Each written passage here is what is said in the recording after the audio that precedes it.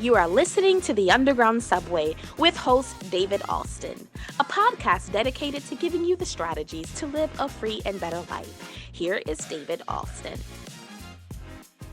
Hi, I'm David Alston, host of The Underground Subway, a podcast that is dedicated to doing one thing, and that is giving you the tools and strategies needed to live a better and more successful life, a life that is without restraints, a life that is allowing you to live in total happiness and harmony with yourself, with others, and with the world around you.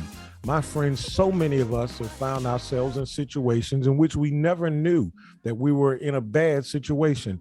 What do I mean? Well, this podcast is dedicated to helping us to reveal and to unleash all of the tools and strategies that you need. Listen, Harriet Tubman said this. She said, I would have freed a lot more slaves if only for one thing. They didn't even know that they were slaves. Think about that. How many of us are living a life right now in which we have things that are holding us back, things that are hindering us, things that are in our way, things that are blocking us, things that are sabotaging our lives, and yet we don't even know that these things are doing that to us. Well, that's what this podcast is dedicated to doing. It is dedicated to revealing those things and showing you how to get rid of them, how to live a better life. How do we do that? We do that by bringing to you special guests who will share their expertise and their experiences, their ideas and their concepts. And when they reveal it to you, now you have a responsibility to take what you heard and do something with it. Listen, I'm excited about my guests for this edition of the Underground Subway. I'm ecstatic about having with us Susie Hayes. Yes, Susie Hayes. Let me tell you something about Susie Hayes. With 2 master's degrees in education and counseling and over 40 years experience as a psychotherapist, life and business coach, hypnotist, teacher, speaker, and author, Susie Hayes helps people become and stay freed from stuck. She is the author of the award-winning book, Freed from Stuck, Dare to Cross the Bridge Beyond Grief, Trauma, and Self-Sabotage and Discover Life Change Now.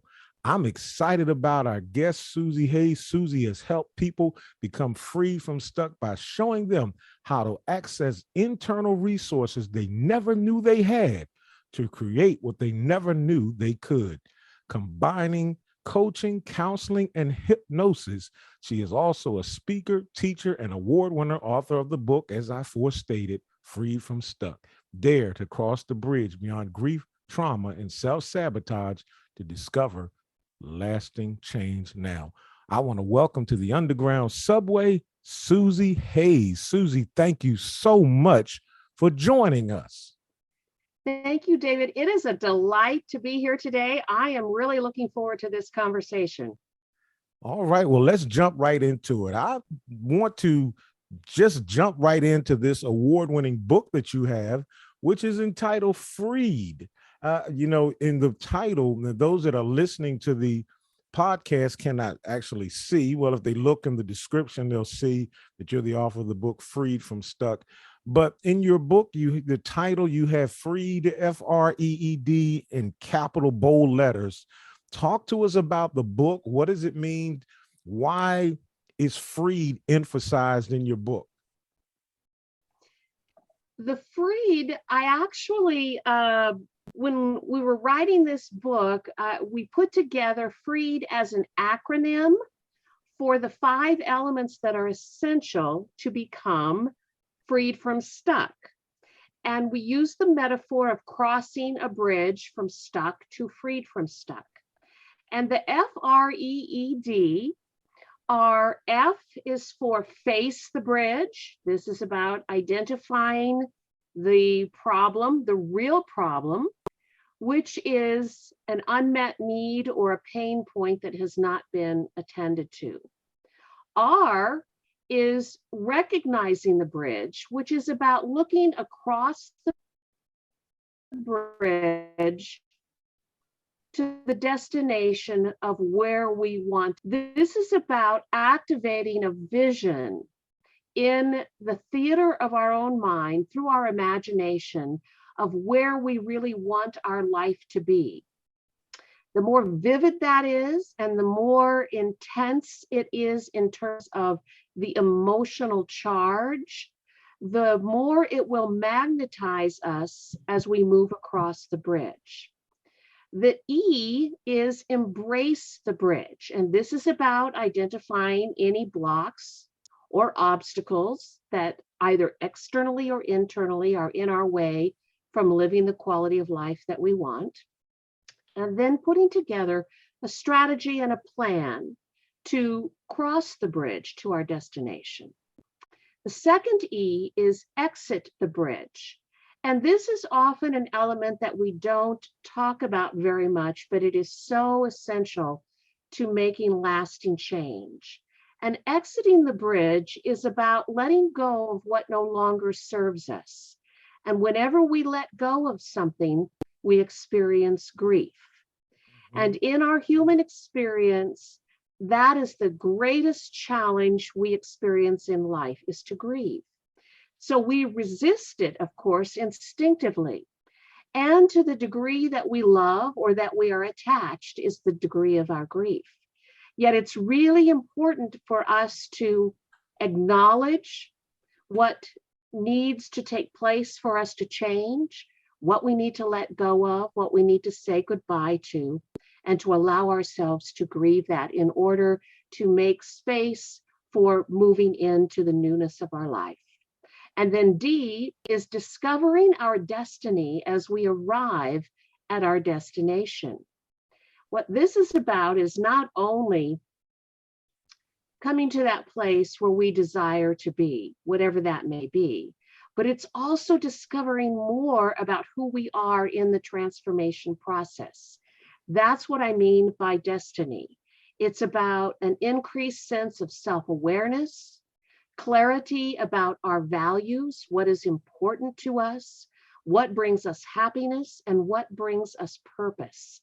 And as we do that, we have not only the transformation of our experience, but we actually also have the transformation in the awareness of who we are.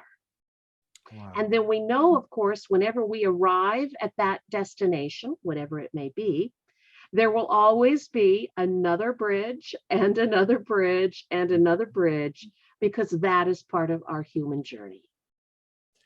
You know, Susie, you were talking and my mind began to wander about traveling. And I love to travel. I love to ride and drive different places. And I remember driving down an interstate here on the East Coast, which was one of the most popular ones, Interstate 95. And I'm from Philadelphia, so I often travel back to Philadelphia from North Carolina. And somewhere around Delaware, I believe it is, there's a bridge, and there's a very high bridge. I believe it's called Havre de Grace. And before you get to the bridge, they give you warning signs, bridge approaching. And before you get to a toll, they'll have the rumble strips on the ground. So my question is, you talk about that bridge, crossing that bridge, and you talked about what each letter represented. And so I faced it, I recognized it, I've embraced it. Which part of the FREED method do you think gives us the greatest obstacle? Which part of that do you think that when we're faced with it hinders us the most? Facing it, recognizing it, or actually crossing it, embracing it? Where do we have our greatest struggle? That's a really good question. And I don't know that I've ever had anyone frame it quite in that way. And I don't know that I have a definitive answer. It depends certainly on people's challenges, their personalities, their skill sets, their drive, their passion, their courage. All of those will determine where we will face our greatest challenge. Mm-hmm. But I think that in light of how I wrote this and my understanding of the journey, I do think that probably the most difficult piece is exiting the bridge, which is about grieving and letting go. Because in the formation of our patterns and our habits, we have instinctively developed those, even if they are destructive or self-sabotaging or procrastinating. We've instinctively designed those patterns for our well-being and self-preservation. Even if that's not the outcome, it is the intention. And so we tend to instinctively hold on to those patterns. So when we begin to explore, I'm going to need to let go of something. I'm going to need to let go of something that I've become accustomed to, that's familiar to me, that it may not be comfortable, but at least I know how to navigate this. Those points, I think, can be very challenging for us, even if we are willfully choosing to make the changes. Susie, I'm reading a book. I'm not sure whether you've heard of it or not, but it's by James Clear, entitled Atomic Habits. And you just mentioned that word habits. And in the book, it talks about habits. But I want to hear from you about habits now that you mentioned it. Why is it so difficult for us to break old habits and then create new habits? Why is it so difficult for us to break the old and so difficult for the new ones to start?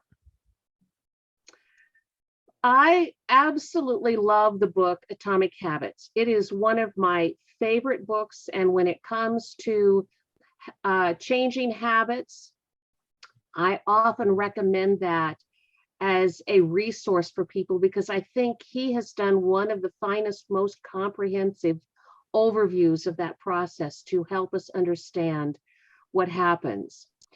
And it's important because the habits are formed in relationship to our nervous system. Again, it's that instinctive way in which we conserve energy to be able to live at the most basic level of survival. But it's also about conserving energy, and we instinctively like to do things the easiest way. And that's not about being lazy, it's about conservation. And so part of what happens is that we form habits that we use to try to get desired outcomes. And then when we come to a place where we are frustrated, our needs are no longer being met, it's destructive to us in some way, we realize we need to change that pattern or that habit. Well, depending on how long we've been doing that behavior or making that choice, it will affect sometimes how difficult it's going to be to let go of that habit. So the challenge is because it's instinctively designed for our preservation.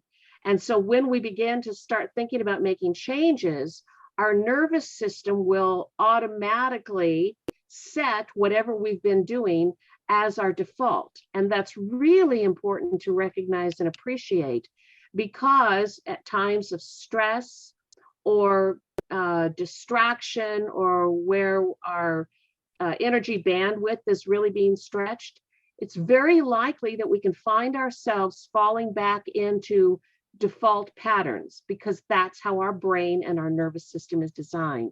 So I always tell people, when you're looking at making a change, be aware that those patterns don't go away. They're still stored in our memory, and they're still there as a default pattern. But our task is to develop a new pattern, a new set of habits, if you will, that will continue to help us build momentum in moving in the direction that we want to go. And so the stronger then that those new patterns are cultivated and reinforced, the less we will be inclined to retreat back to an old pattern. Well, Susie, let's talk about, because you mentioned the brain patterns and what have you. You are a professional and trained hypnotist. Talk to us about that, because most people will assume hypnosis as you playing with my mind to make me do something I don't really want to do. Talk to us about hypnosis and how it can help us with breaking old habits. Hypnosis is a way of working with the non-conscious mind to circumvent defensive patterns that are no longer serving us, or let me re-say that differently. It's to circumvent the defenses that keep us from making the changes in the patterns. And people will sometimes say to me, I don't know if I can be hypnotized. And I say to them, do you watch TV? And they go, well, yeah. I said, then you've been hypnotized. Because hypnosis is a relaxed state of trance, if you will, but you're not unconscious. You're not going to be given instructions or directives that are going to be contrary to your value system. And even if you are, you're not going to respond to those, because the non-conscious mind holds to those values or those beliefs. And so people need to understand and appreciate that even though there is this relaxation and this chosen vulnerability in hypnosis, meaning you're relaxed and you're allowing your mind to be open to the directives that might be given in the process, you're not going to be doing anything that you don't really want to do. So that's very important to keep in mind, that hypnosis is essentially self-hypnosis, meaning the non-conscious mind takes in whatever the suggestion or the directive might be, and then makes a decision. Does this make sense to me, or does this not make sense? Is this safe or is it not safe? And based upon that assessment, then the non-conscious mind will come in alignment with it if it does.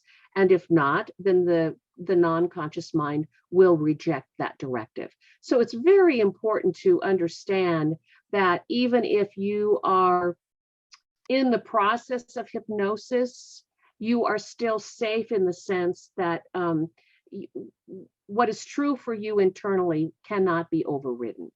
Okay, so the the old television show with the Three Stooges, where the great Svengali hypnotizes someone and they walk out on a flagpole, that's not going to happen. No, unless you want to walk out on a flagpole. I don't. Well, yeah, and that's just it. I mean, you can see, and certainly some people are more suggestive than others. I mean, you see this a lot in the Vegas shows where they do it for entertainment. But those people are doing those things because they're willing to do them. Nobody's going to, quack like a duck if they don't want to quack like a duck. So people who are in that setting and they're choosing to do some of these things, they're doing them because they're willing at that unconscious, non-conscious level to do them. Well, Susie, let me ask you this. We talk about being freed from old habits and freed from things that are sabotaging our lives. Let me paint this scenario. I'll just use myself as an example. If I'm someone that wants to, whether it's lose weight by avoiding sugary foods or sugary drinks, etc., and I want to use hypnosis to help me, do I download, is it okay to download an app that plays soft music that will hypnotize me as I'm laying on the bed with earphones on, just singing in my ear, get rid of or is it much more beneficial for me to contact someone like you that's a live professional? Are there pros and cons to either or? Yes, yes and no, and yes. Either options, whether you are working directly with someone or using a program that has been pre-written, can be effective with the mind, because it depends upon the receptivity of the mind. Now, having, for example, a program that you can download and listen to is excellent in the sense that you can play it over and over again, and the repetition of it strengthens the messages in that script for the person who's listening. So if you have a program like that, the more frequently that you listen to it, the more it becomes reinforced in your mind. Mhm. The advantage of contacting someone and having personalized hypnosis is beneficial because they can talk with you directly about what's going on for you in relationship with your body and what you Mhm. need. And part of the way that I actually work with people in my work now, and I developed this several years ago, is that I talk with someone to identify what's going on for them, what they specifically want to accomplish. And then I actually write and record the hypnotic trance and send it to them. And that way, it's the best of both worlds. So I Okay. can personalize it for them, but then they have that to use as a resource literally for the rest of their life. So they Mhm. can always go back and use it for reinforcement. So I have found that to be the most ideal. And particularly if I'm integrating hypnosis with counseling or coaching, it really strengthens and expedites the process because we have our conversation and then I record that hypnotic MP3, send it to someone. They listen to it every day, at least once a day, until our next session or consultation. And then I rewrite another one for them as we move forward, and it becomes very focused on what we're actually working on, which helps strengthen the work that we're doing, both at a conscious and a non-conscious level. Well, Susie, we're running out of time, but you know the old saying, "Time flies when you're having fun." But talk to us, about your book talks about sustained change. Why is it that what happens to cause us to change? Give using myself as a hypothetical example, I dropped the sweets, but then 2 months later, I'm back on it. Or I'll use this analogy that I'm sure all of our listeners have heard in the past.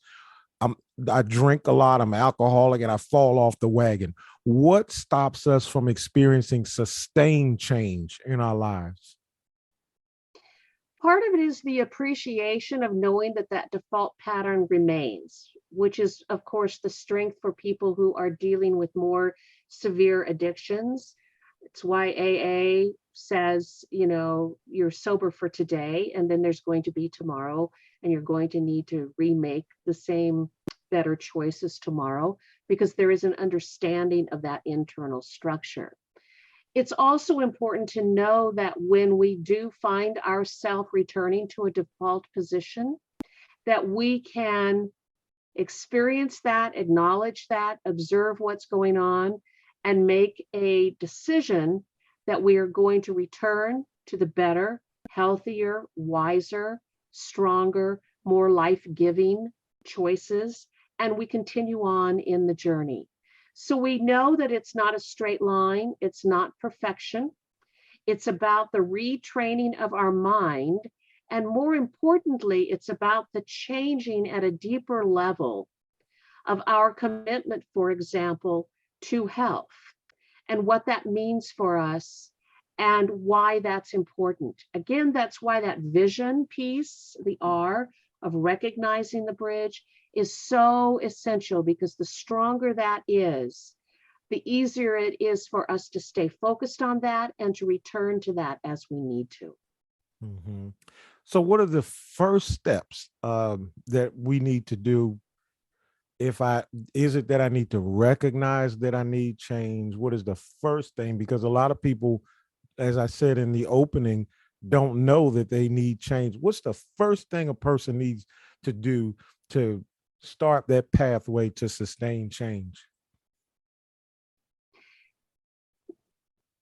We know that we're stuck and that we need to change when we're unhappy about something in our life. We know that we are doing something or making a choice or in a situation that is not creating the highest level of how we want to live our life. So we have to, first of all, be able to be truthful with ourselves about what's not working. Hmm. What is it that is what is it that we want that we're not experiencing? So that is the very first step, is to be able to be honest and truthful that my life is not working the way it is.